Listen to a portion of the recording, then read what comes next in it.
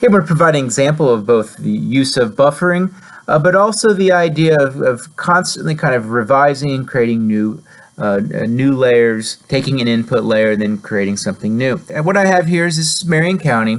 So this is kind of a hypothetical.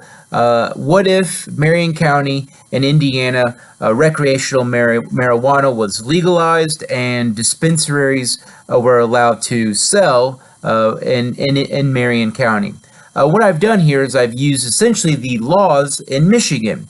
So the laws in Michigan say that you cannot have a marijuana dispensary within 1,000 feet of a residential area or within 1,000 feet of a school.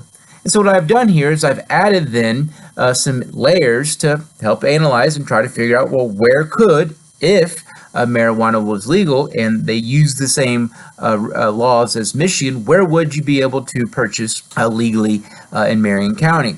And so what I started off here with was the zoning layer. So that was my input layer. First was the zoning layer. And from there, I then did a search for all the zoning areas that are zoned residential, and that includes the dwelling and mixed use categories. And so that was all of what we see now in blue.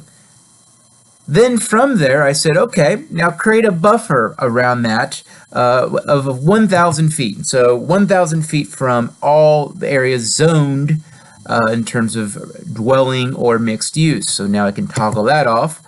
So we have that particular area there. Now I added in the schools, then the schools layer, then so then 1,000 feet around the schools, created a buffer there.